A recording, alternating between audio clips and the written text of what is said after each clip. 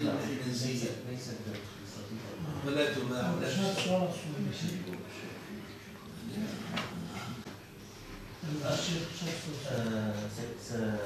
سيسألكم أربعة أسئلة كم دقيقة Huzeyfe El-Hatip, Filistin Alimler Birliği üyesi, Türkiye Şube Başkanı'dır. El-Kudsu muhimmetun والمسجد الأقصى مهم لكل مسلم على وجه الأرض لأنه آية في كتاب الله في القرآن الكريم وهو جزء أصيل من سنة رسول الله صلى الله عليه وسلم والذي يريد أن ينسي المسلمين المسجد الأقصى والقدس وفلسطين فعليه أولا أن يلغي القرآن الكريم وأن يلغي سورة الإسراء وأن يلغي حادثة الإسراء والمعراج وهذا ليس ممكنا. القدس والمسجد الأقصى في قلب وعقل كل مسلم هكذا كانت وستبقى إن شاء الله. Mescid-i Aksa ve Filistin ve Kudüs neden önemlidir? Çünkü Kur'an-ı Kerim'den bir parçadır. İsra suresi bildiğiniz gibi Mescid-i Aksa'dan bahsediyor. Aynı zamanda sünnetten çok asil bir parça, yani sünnetten asil bir parçadır. Kudüs ve Mescid-i Aksa. Resulullah sallallahu aleyhi ve sellem İsra ve Mirac gecesinde Mescid-i Aksa'da namaz kıldırdı. Tüm peygamberler bir araya getirildi. Ve Resulullah sallallahu aleyhi ve sellem orada namaz kıldırdı. Bunun için Mescid-i Aksa'yı ve Filistin'i unutturmak isteyen biri varsa önce Kur'an unuttursun, sünneti de silsin, sonra gelsin Mescid-i Aksa'dan bahsetsin.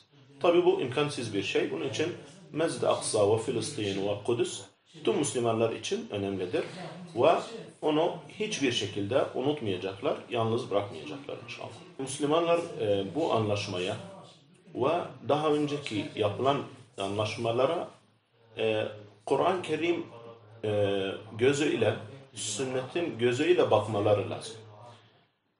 Yahudiler defalarca anlaşma yaptılar Resulullah sallallahu aleyhi ve sellem döneminde ve bu dönemde ve bu sözleşmeleri, anlaşmaları hiçbir zaman yerine getirmediler. Ve subhanallah bu anlaşmalar onlar yerine getirmiyorlar, yani gerçekleştirmiyorlar ve Müslümanlar tabi tanımıyorlar. Yani bu anlaşmalar yapılsın, konuşsunlar, toplansınlar. Ama Müslümanlar, mücahidler, tüm Müslümanlar bunları hiç kabul etmeyecekler ve yok sayıyorlar ve belki bu dönemde biz biraz zayıfız ümmet olarak ama yakında ümmet bu mescidi geri alacak Allah'ın izniyle. Bu tabi Müslümanların duayla, birleşmesiyle, bilinçlendirilmesiyle kesinlikle en kısa zamanda Mescid-i Aksa ve Filistin ve sadece Mescid-i Aksa ve Filistin'le yetinmeyeceğiz.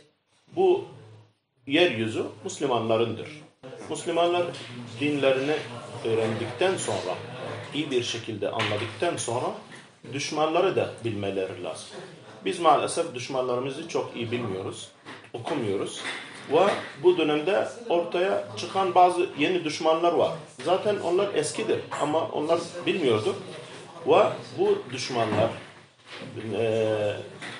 birleşiyorlar, anlaşıyorlar.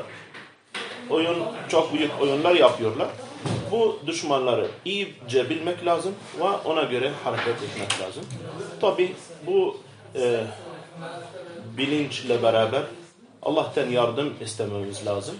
Birbirimize sevmemiz lazım, yardımlaşmamız lazım. Onu yaptığımız zaman inşallah kesinlikle bu musibetler, sıkıntılar, katliamlar bitecek Allah'ın izniyle. Yani tüm protestolar, ister burada, Türkiye'de, dışarıda, içeride, yurt dışında, yurt içinde desteklememiz lazım, katılmamız lazım ve bu davayı sahiplenmek lazım. Çünkü bu Allah'ın davasıdır. Bu dava sahip çıkmak lazım. Yani samimi olmak lazım. Samimi olduğumuz zaman Allah Celle Celaluhu bu samimiyeti gördüğü zaman kesinlikle yardımını indirecek, verecek Allah'ın izniyle. Ben Kudüs'ü daha göremedim maalesef. Ve göremediğim için diğer Müslümanlar nasıl düşünüyor, ben de aynı düşüncedeyim.